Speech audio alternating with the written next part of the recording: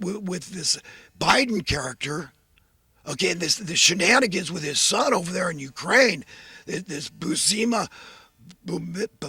what I can't even name this energy company. They've got millions of bucks or something, as if that Biden wasn't involved even vicariously. That, oh, well, this is the president's son. So not a whisper has to be said, but we all know it was. It's his son. I love my son. My son would never testify against me, and I'd never testify against him. So we're going to get away with this thing. Shut up. I thought you were the liberal media out there. Liberal, right. Progressive, right. Socialist, right. Egalitarian, right. American, right. It's like, what a load, man. But that's when it started happening. When we got to put embargoes on Russian stuff, pick a side. It's like if you don't pick, if you're not on the side of the Ukrainians, you're trash, you're un-American. Which one of us got to choose what country we're born into? I'm on the side of the Russians, yes, you better believe it. And I'm on the side of the Ukrainians, yes, you better believe it. Just like when I lived in Ireland. By the way, I got relatives in that part of the world, Eastern Europe. My mother, both their parents came from Eastern Europe. Settled in Los Angeles. My mother was born and raised in L.A. Grew up speaking fluent Spanish. But I lived in Ireland, and that was ugly, ugly. The public schools when I lived there in 1968, for a year, 67 to middle of 67 to middle of 68, something like that. 10 years old. The public schools were Catholic. Sick, man. It was just like something out of Oliver Twist. I'm not kidding you. In reality, excuse me, truth is stranger than fiction. Indeed it is. If everybody knows what a dowel is, it's a stick, a cylindrical stick that comes in various gauges, widths, thicknesses. And the teacher used to use one, I guess it was probably about 3/16, maybe a little more, maybe 5/16, 6, 7/16, something like that. But he used to stand in front of the class while he was teaching, fourth grade. It was the boys and girls were segregated. We had to wear uniforms. And I remember had to be about 40, 50 kids in my classroom. And the teacher, big fat guy, Kavanaugh, real sadistic, you know what. But if you got an answer wrong when he'd call on you to answer a question, he might not have barely even taught on it, maybe once. Well, he knew nobody was paying attention. Their eyes were all glazed over at his boring nature. But, or if you answer too slowly, you'd have to go in front of the class, put your hand out, and get swatted by this stick.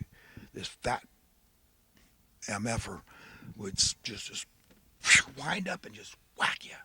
And, you know, the tendency was pull away. And if you pull your hand away, you get twice as many swats. He had a number of swats that he would mete out to people.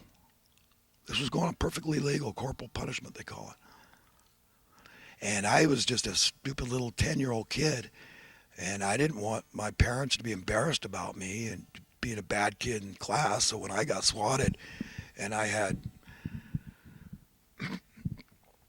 marks on my hand, and my mom noticed my hands one day, and she said, "Oh, what is this?"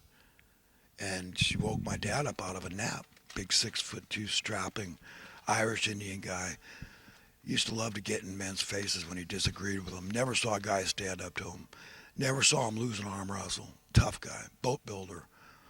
His mother died when he was 8 years old. He got into the Marine Corps as a teenager and became a boxer in the Marine Corps called Tough as Nails Credit. And but he put me in the car, and we drove over to Kavanaugh, not to Kavanaugh's place, but to the headmaster, which is the principal in Europe.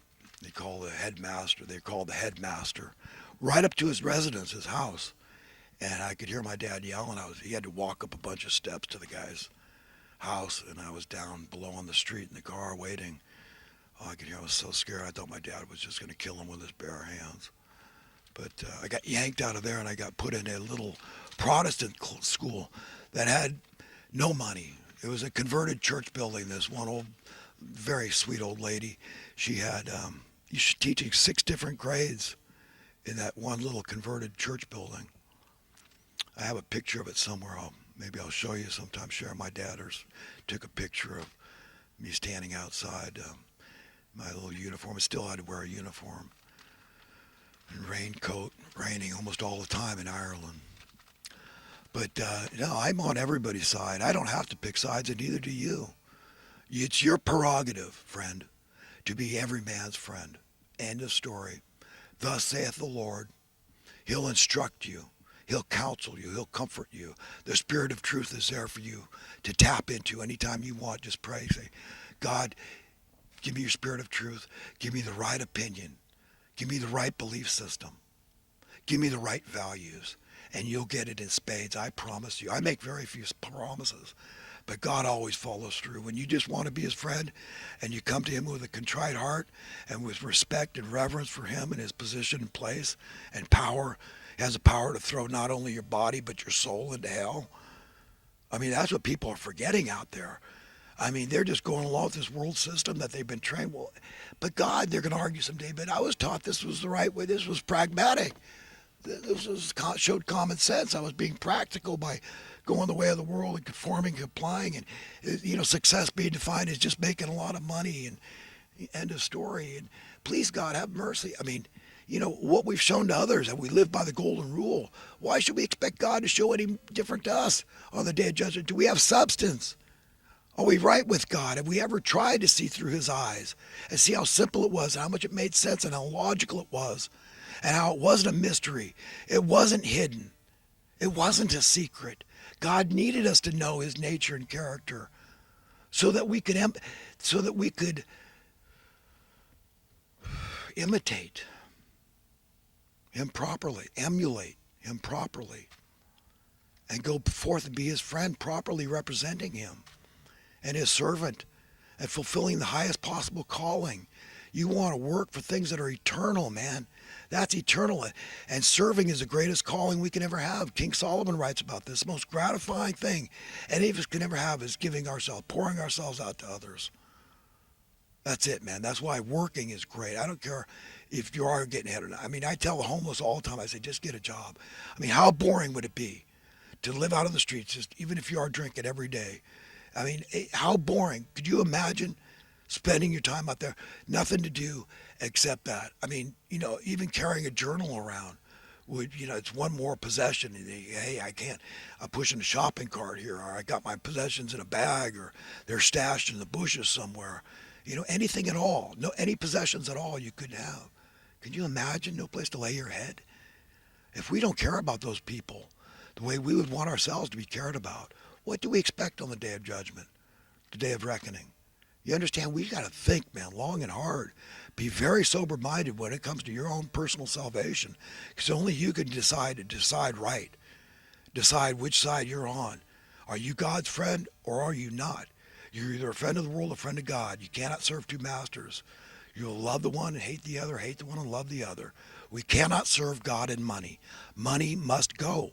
Do you understand what a profound, what a dramatic departure from the current state of affairs that would be? Do you understand how that's the exact opposite of what the evil men want? They want more and more relevance. My whole life they've gotten it. You think they like the idea of God imposing his will on the earth and saying anybody that loves money more than they love human beings, you go here. If you I can't let go. I don't see how society could work without money. And all you others that desperately want to live in a world without any money, that want absolute fairness, universal freedom, universal security, universal prosperity, then you go over here. You're the meek, the mild. You inherit the earth. All that my Father has is mine forever. You're going to turn up that offer? An imperishable body? Oh boy, I want to be there, friends, and I want you to be there. There's no shortage of real estate. There's no overpopulation. Oh no. Quite the opposite. Friends, I got to go. I just want to say, listen, I'm for letting all the immigrants in the world. But let's do it in orderly fashion. First come, first serve. Let's look after our own native born sons and daughters first. Okay? That's all I'm saying. I'm on everybody's side. Have a great day. Have a great eternity. And